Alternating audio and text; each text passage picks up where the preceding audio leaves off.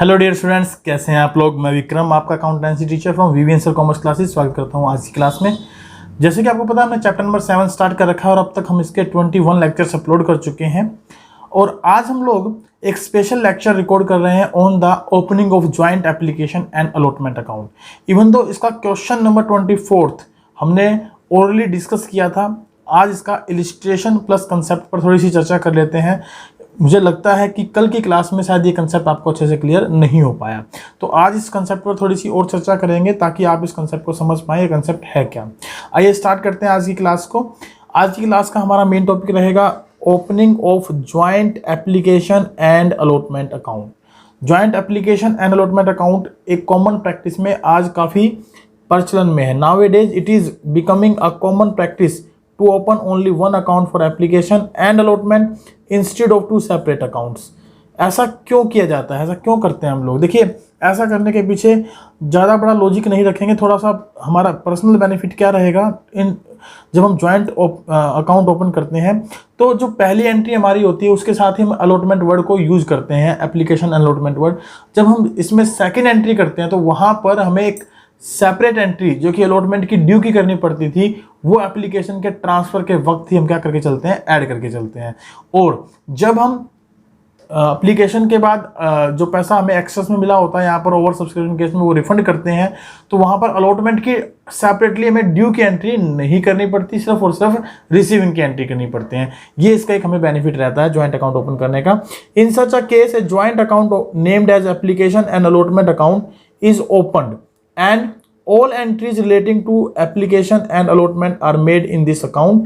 When a joint account is maintained, the journal entries are recorded in the following manner। जब joint account open किया जाता है तो हम इस तरीके से क्या करके चलते हैं, इसकी जर्नल एंट्री आइए देखते हैं। पहली एंट्री तो कॉमन रहेगी, जितने भी आपको एप्लीकेशन मनी रिसीव हुई है on the number of shares applied. यानी अप्लाइड यहाँ वर्ड इसलिए लिखा है कि भाई अगर मान लीजिए 10,000 शेयर इशू किए, 10,000 के लिए एप्लीकेशन आई तो 10,000 शेयर से मल्टीप्लाई करा देंगे इनटू एप्लीकेशन मनी पर शेयर। अगर यहाँ 10,000 की जगह 12,000 एप्लीकेशन आई तो 12,000 गुना एप्लीकेशन मनी, और अगर 9,000 आई तो 9,000 गुना एप्लीकेशन मनी। लेकिन रिसीविंग की एंट्री क्या रहेगी, bank account debit to share application के साथ हमने ऐड कर दिया allotment. Joint account, combined account हम ओपन करना चाहते हैं।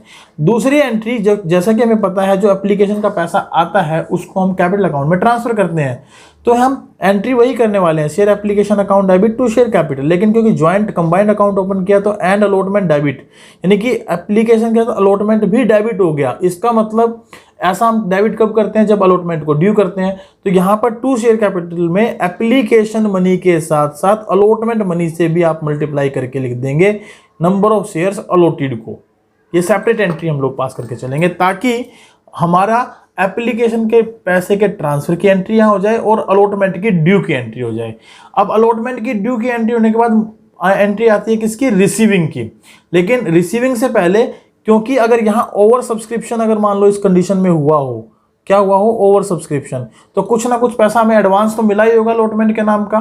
तो अलॉटमेंट के नाम का जो एडवांस मिला होगा वो हम ऊपर लिख चुके हैं, उसको अलग से कहीं दिखाने की हमें जरूरत नहीं पड़ेगी।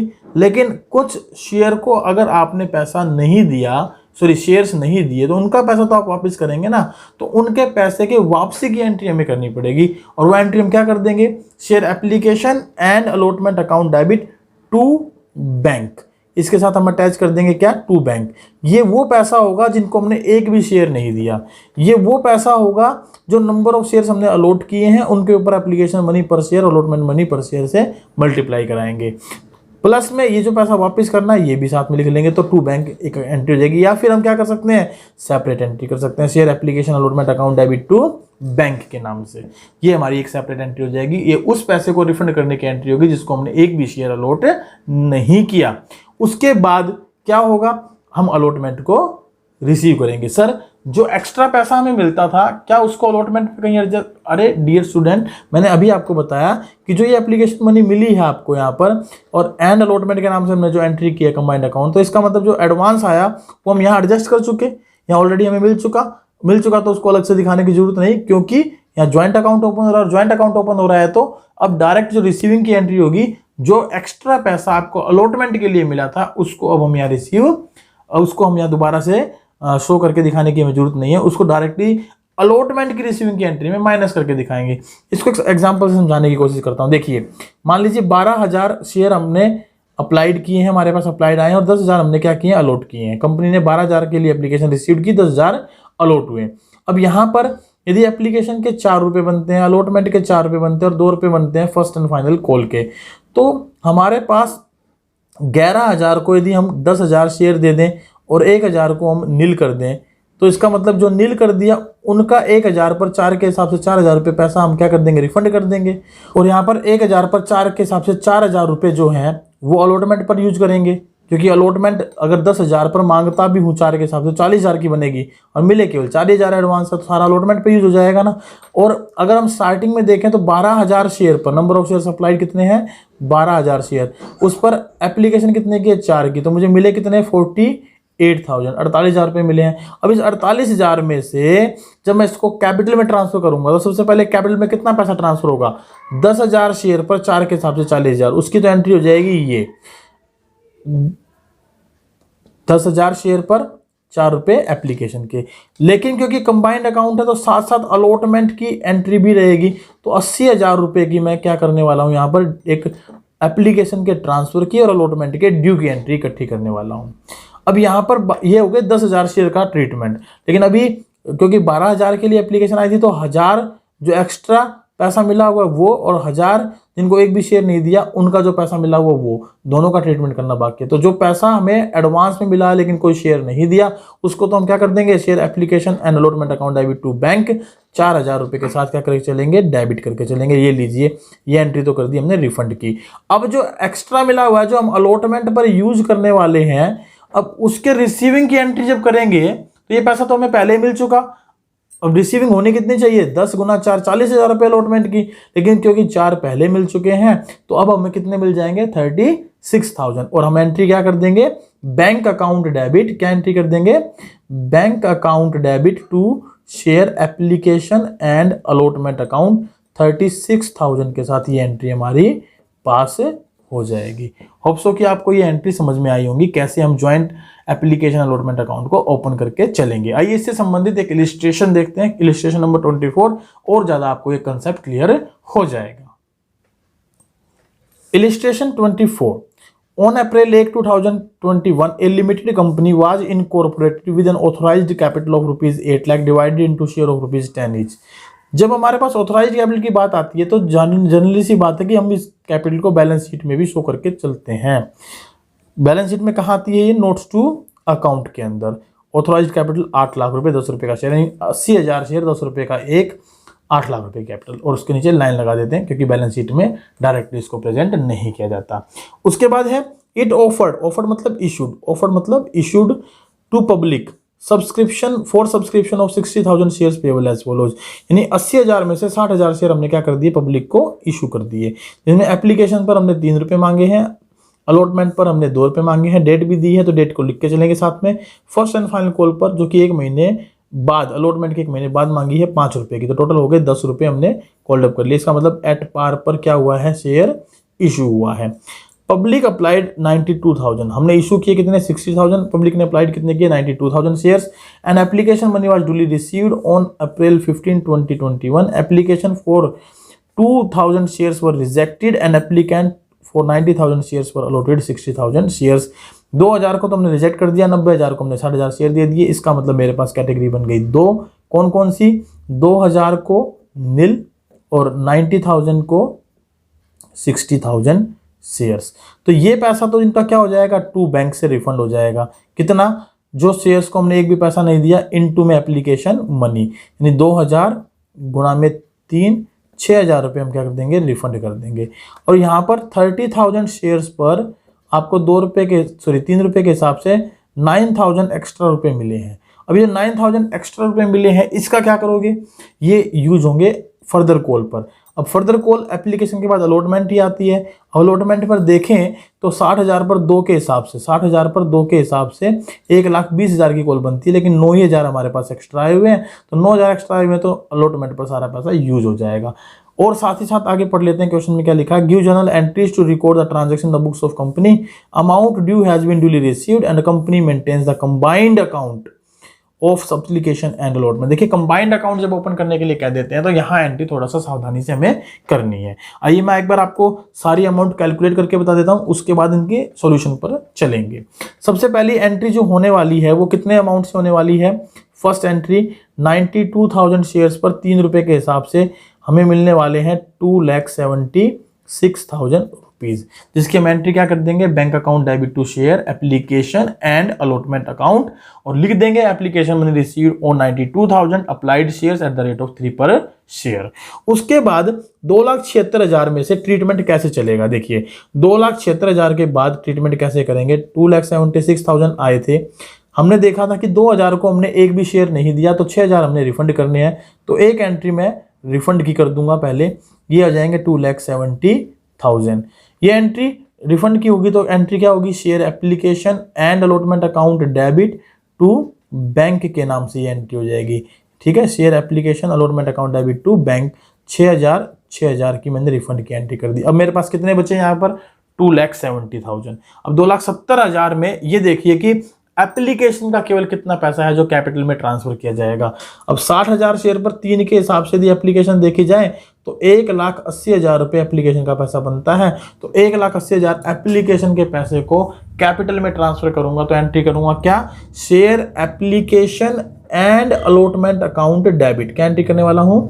Share application and allotment account debit to share capital account. अब यहां पर शेयर एप्लीकेशन के तो मैं लिख देता हूं 1,80,000, लेकिन देखिए अलॉटमेंट भी डेबिट हुआ साथ में।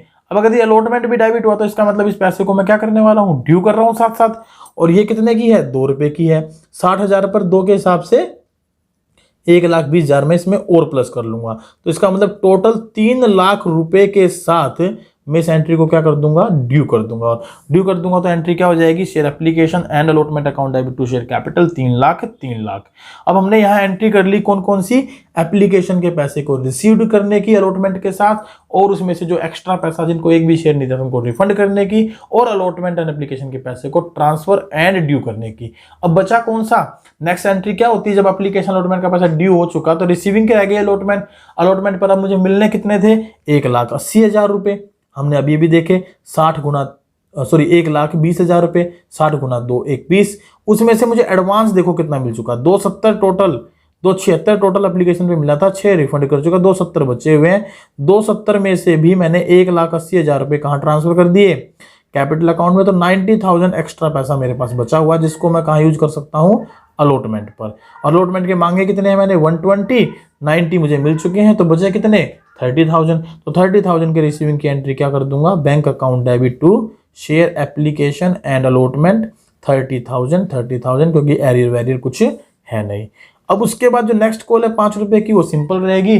First and final call account debit to share capital and share bank account debit to share first and final call. 5 रुपए के हिसाब से 3 लाख की ड्यू, 3 लाख रिसीव्ड में हो जाएंगे।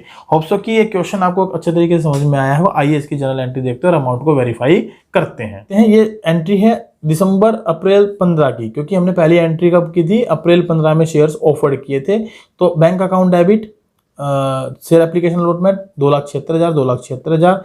उसके बाद इसने पहली एंट्री किसकी कर दी? कैपिटल में ट्रांसफर की। चाहे तो आप रिफंड की एंट्री पहले कर सकते हैं, नीचे कर रखी है 6,000 की, और उसके बाद ड्यू की एंट्री कर लें 3 लाख से। कैसे आए 3 लाख? इसमें 1,80,000 तो शेयर कैपिटल एप्लीकेशन का और 1,20,000 रुपये अलॉटमेंट का, टोटल 3 लाख ड्यू। 3 लाख में 276 जो मिले थे उसमें 6 तो मैं रिफंड कर चुका, बचे 270, और 270 में अगर देखें तो 1,80,000 में कैपिटल के यूज करूंगा, बचे 19, तो 90,000 में यहाँ और माइनस कर देता हूँ, तो बचे कितने? 30,000। अब 30,000 जो बचे उसको मैं यहाँ रिसीव कर लूंगा, bank account debit to share application allotment. उसके बाद next entry first and final call की ड्यू की होगी।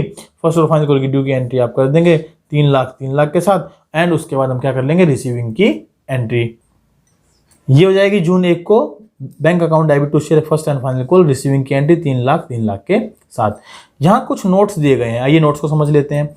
Only 1 entry is pass for crediting share capital account in respect of both application money and allotment money. तो यहाँ पर हम एक ही कैपिटल अकाउंट क्यों कर रहे हैं क्रेडिट? क्योंकि ये ज्वाइंट अकाउंट है। एप्लीकेशन को ट्रांसफर और अलॉटमेंट को ड्यू की एंट्री हम ज्वाइंट कर देंगे। दूसरा, entry for surplus application money to be adjusted on allotment and need not to be passed, क्योंकि हम ऑलरेडी रिसीव कर चुके हैं और क्योंकि अलॉटमेंट ड्यू उसके बाद हुई है डायरेक्टली, और वो हमें रिसीव करनी है। रिसीव करनी है तो पहले ही मिल चुका पैसा, वो हम घटा देंगे, बाकी बचा हुआ रिसीव कर लेंगे। फिर उसके बाद अमाउंट ड्यू ऑन अलॉटमेंट देखो कितना बनता है, 1,20,000 बनता है। 90,000 हमें एडवांस में मिल चुके थे 30,000 शेयर पर। जो अब मिलने वाले हैं वो कितने मिलेंगे, 30,000 की रिसीविंग हो जाएगी। And there will be no change in the entry respect of calls on shares. और कॉल्स ऑन शेयर पर कोई चेंज इसका प्रभाव नहीं पड़ता। किसका मतलब, combined account of application and allotment का। होप सो कि आपको ये जो क्लास आज ली है मैंने एक समझ में आया होगा। और इससे रिलेटेड जो क्वेश्चन नंबर 24 में लास्ट क्लास में ऑलरेडी डिस्कस कर चुका हूँ। होप सो कि वो अब आपको और ज़्यादा क्लियर हो जाएगा। जब ये क्लास आप देख लें तो एक बार उस क्वेश्चन नंबर 24 को प्रीवियस क्लास से दोबारा से देखें, क्वेश्चन नंबर 24 को, ताकि वो आपको और ज़्यादा क्लियर हो जाए। मिलते हैं अब नेक्स्ट क्लास में। आज के लिए कल इतना ही रखेंगे, मिलते हैं नेक्स्ट क्लास में। नेक्स्ट क्लास में हम लोग डिस्कस करेंगे किसके बारे में, 4 फीचर ऑफ शेयर्स के बारे में, राइट, 4 फीचर ऑफ शेयर्स के बारे में। Thank you very much, bye bye. अगर आप लोग हमारे चैनल पे नए हैं तो मेरी रिक्वेस्ट है कि आप हमारे चैनल को सब्सक्राइब करें, ज़्यादा से ज़्यादा लोगों के साथ शेयर करें, ताकि हम और बेहतर तरीके से आपके सामने क्लासेस को प्रेजेंट कर सकें। और इससे थोड़ा मुझे मोटिवेशन भी मिलता है, मैं झूठ नहीं बोलूँगा। जब आप लोग कमेंट करते हैं, जब आप लोग मैसेज करते हैं, और जब आप लोग क्वेश्चंस पूछते हैं, then I will get motivated. और उस मोटिवेशन का रिजल्ट ये रहता है कि मैं आप लोगों के लिए बड़े उत्साह के साथ क्लासेस रिकॉर्ड कर पाता हूँ। Thank you very much. मिलते हैं नेक्स्ट क्लास में 4 फीचर ऑफ शेयर्स के टॉपिक के साथ। Bye bye, take care.